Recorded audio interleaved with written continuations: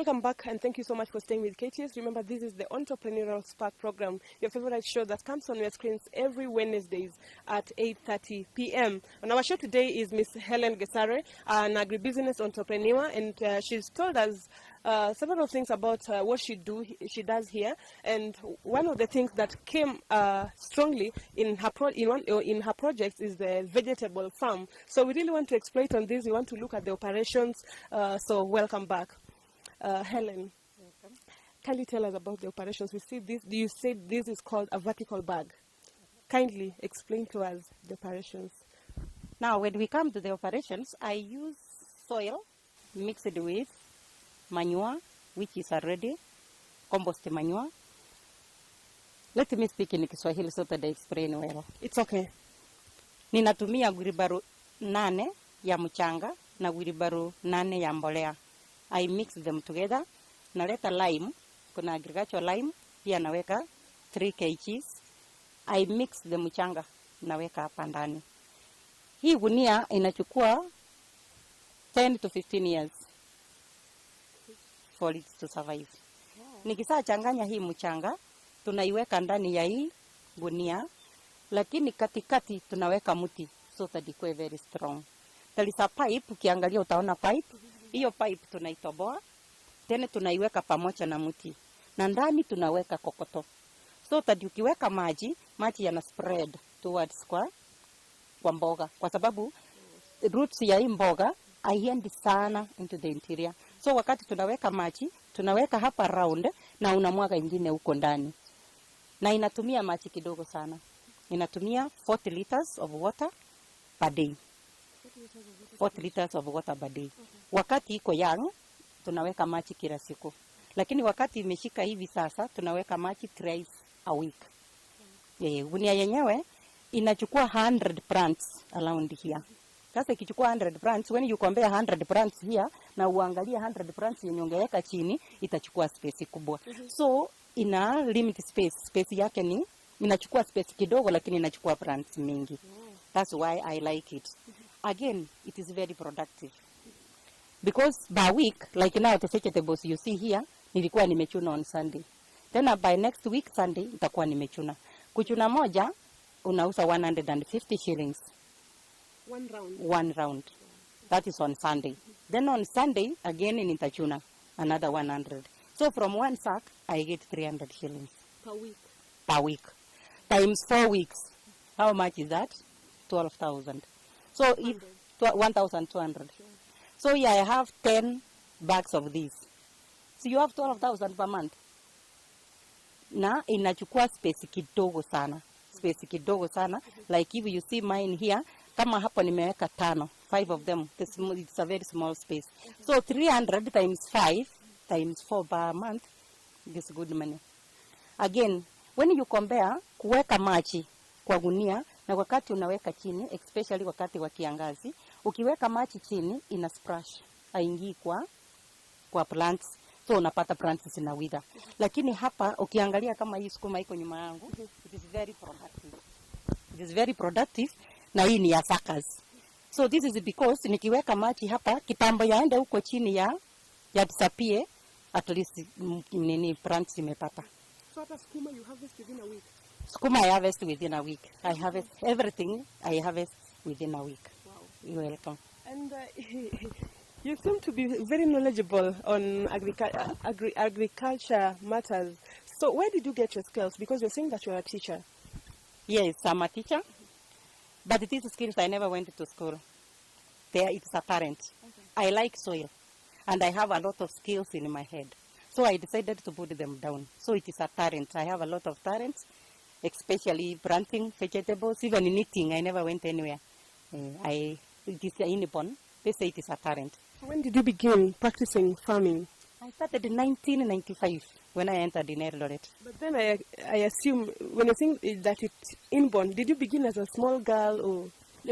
When I was a small girl at home, I used to do it. My mom was also a good farmer, so I used to do it with my mom. As I grew up, I liked the soil.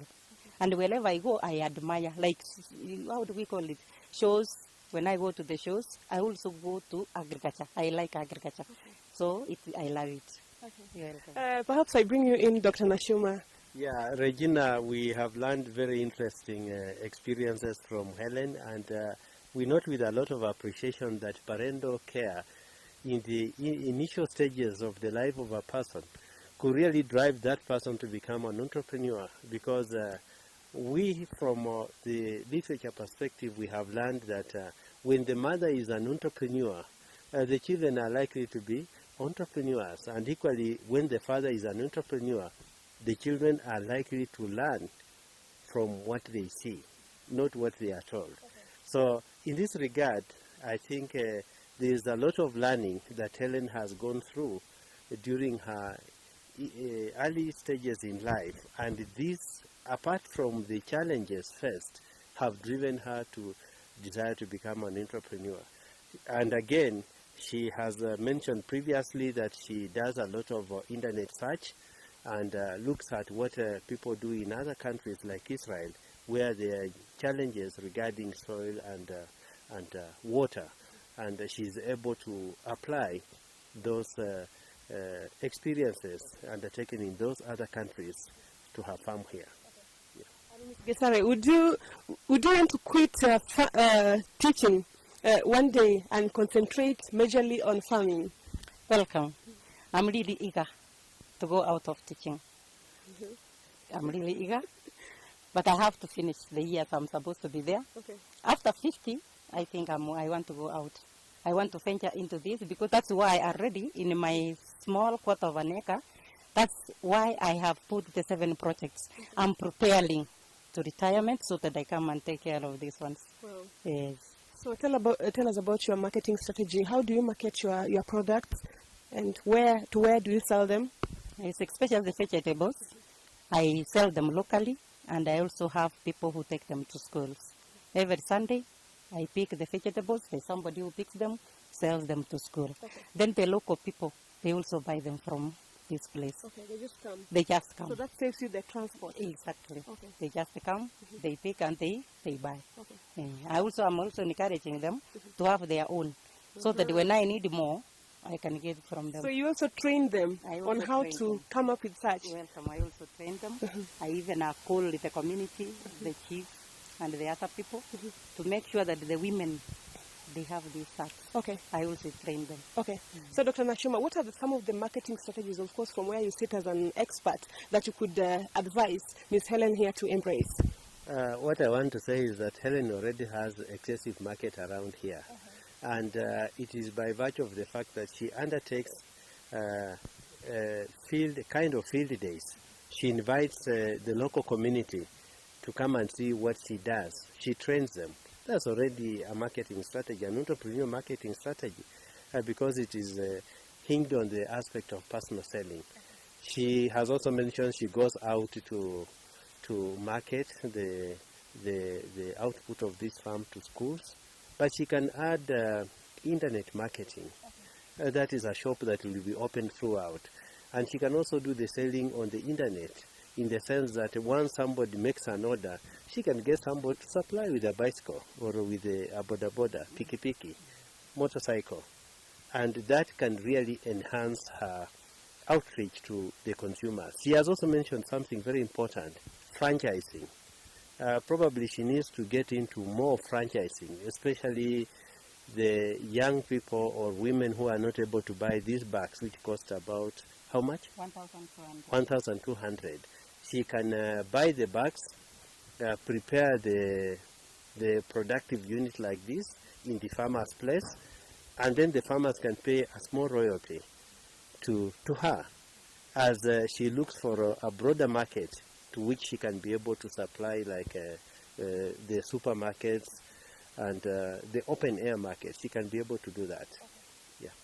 Thank you so much for that, Dr. Nashuma. And so tell us about financing this project. How do you finance it? Is it from what you get from your salary? Is it from what you get from selling the content here? So how do you really fund it? I started with getting money from the former job now. Okay. I got a loan of 150,000. That's what I started with the sacks. Now, whatever I get from the sacks, I put it to the animals. So I circulate. The finances is within. I've not gone out to get money from other sources. The money I get from here, I can just buy food for the animals. The money I get from the poultry, I can buy threads. As I sell the sweaters, I do them. So it circulates within. Okay. So don't you think if you got a loan, that would help you expand and even do more? If I can get a body which can finance me, I'll be very grateful, because the project I have here, they need money. If I get somebody who can help me to give me money, the loan, I can expand and I can do much more. Have you tried banks or other financial institutions? Not yet. I have not gone there. But if I can get a bank which is really a bank, I sometimes fear loans from the bank. Okay, let me bring Dr. Regina there, because many entrepreneurs allege that they fear going for loans. What's your advice on that? What really underlies the fear of entrepreneurs accessing financial resources from the commercial or financial institutions lies in the fact that most of them never plan appropriately. And two, the scale of the operations is normally very small, such that any mistake in one aspect of it can result in total failure. But the good thing with Helen here is she has 7 projects, and she's going to have the 8th one. And therefore, she should have no fear of venturing into financial support from financial institutions, so that she can really blow up this enterprise appropriately within a reasonable time, instead of struggling with plowing back the little profit that she makes. Equally, she could think of venturing into agro-processing, converting these vegetables, if they are in high production, to dried vegetables. And that's not a very expensive venture she can get into. That will give stability in her revenue flow, such that if, for example, the demand for vegetables is low, she can convert these vegetables into dried vegetables using a dryer, greenhouse dryer. And then she can get something, a meal to cut them, chop them into small pieces, and she can pack and sell to supermarkets. So she should not worry about finance. Let her venture, because Just use whatever she can get from her production. no, she should go out and go vertical. If she is going to go vertical and go to agro-processing, she will need financial resources to do that. But maybe she needs to tell us how she compares this current engagement with formal employment. Which one is better? And so that people who are waiting to venture into formal employment can rethink their strategies. So, can you tell us about that? Welcome. I wish I was young. You wish you were young? Yes. Okay. I think formal employment is also good, because we are also encouraging them to go to formal employment, but this is the best. When you compare formal employment and these small business, these ones are more generating. Okay. Some of us who have degrees, we wish we throw away the degrees, because we are dying poor because of the degrees. But look at this thing, like now, let me give an example of maybe what I can get approximately per month. From the sacks, I get 24,000. From the animals, there is another 12,000. From poultry, maybe 30,000.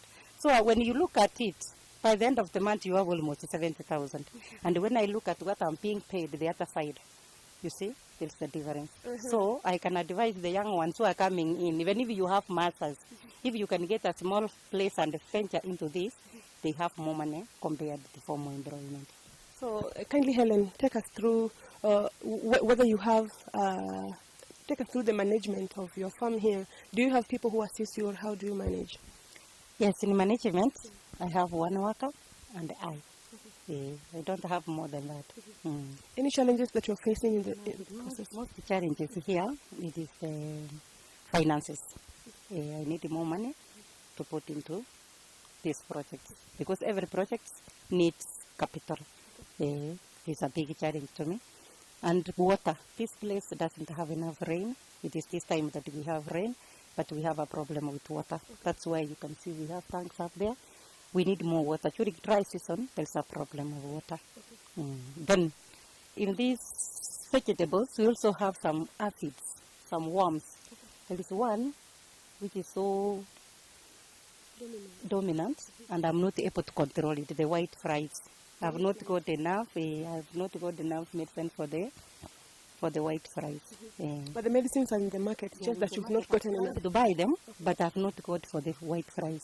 And they destroyed, like now they have dropped the white fries. But the other ones, it's okay, but the white fries. White fries. So suppose that can be gotten from an agrovet or what? Yes, but this vegetable of mine, it is completely organic. So I don't spray the chemicals from the agrovets. Yes, I use organic medicines.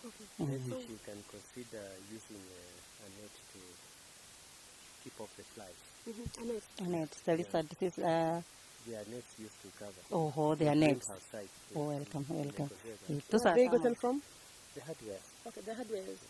Yeah, so maybe you can try that, the net that Prof is talking about. Welcome. So let me have your final comments, please. The director is telling me that our time is so much spent. Yes. Now I can just advise the young ones to venture into this business. They are more profitable and they have to like it. They have to like it. Like me, it is a talent. For those ones who doesn't have a talent, let them like the work. It is more fetching than in a formal sector. Thank you so much, Ms. Helen. It's a pleasure to have you in the show. Dr. Nashima, let me have your final comments. Thank you very much, Helen, for this wonderful show. And we like your entrepreneurial orientation. And we'll want to partner with you as KTS so that we bring young graduates here to learn from you on how they can create value using small pieces of land. I'm saying this because I've encountered some young people who are graduates of agriculture and they are selling coffee on the streets. It doesn't really make sense, and I'll be very grateful if you can agree to partner with KTS to help young people understand the value of the enterprises you are engaging in. Thank you. Thank you so much, Dr. Bernard Nashima, our resident panelist or our resident analyst of the show, and of course, Ms. Helen Gesare, our guest in the show today.